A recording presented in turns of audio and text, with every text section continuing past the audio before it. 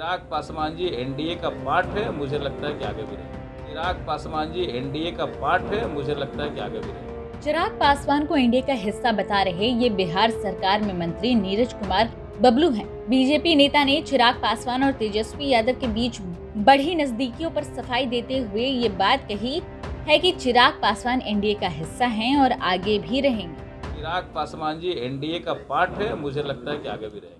Chirag Paswan ji NDA का part है, मुझे लगता है कि आगे भी रहेंगे। एक तरफ बीजेपी नेता हैं और दूसरी तरफ कांग्रेस नेता और प्रवक्ता राजेश राठौर, जो तेजस्वी और चिराग की बढ़ी नजदीकियों में संभावना तलाश रहे हैं। चिराग पासवान जी भी वही बोल रहे हैं कि हम एनडीए के हिस्सा थे, हैं और रहेंगे, लेकिन भारतीय जनता पार्टी ने चिराग पासवान जी का जिस प्रकार से राजनीतिक दुरुपयोग किया है, राजनीतिक छल किया है, वो कहीं से विश्वास योग्य नहीं है।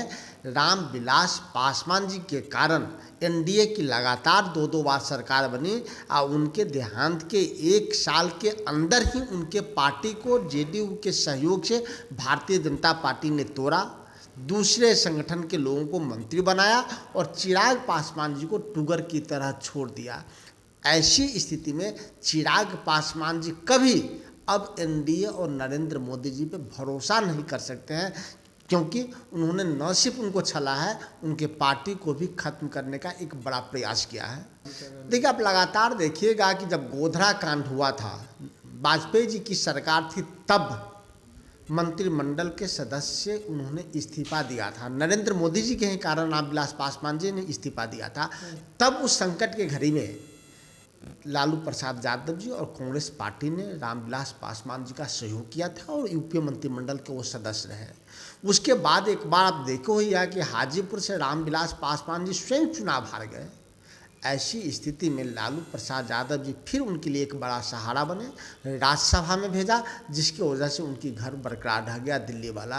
तो जब भी रामविलास जी संकट की स्थिति में होते थे तो लालू प्रसाद यादव जी उनको साथ देते थे। मैं समझता हूँ इसी परंपरा को श्री लालू प्रसाद यादव जी के सुपुत्र तेजस्वी यादव जी ने आगे किया है कि आज राजनीतिक संकट के दौर से चिराग पासवान जी गुजर रहे हैं। ऐसी स्थिति में तेजस्वी यादव जी का सहयोग बहुत ही सराहनीय है।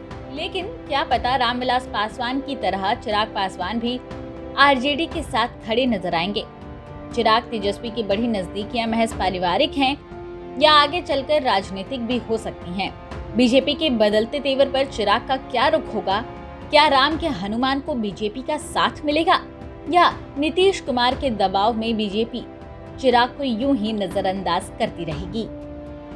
पटना सिटी से राजेश कुमार झा की रिपोर्ट, बिहार तक।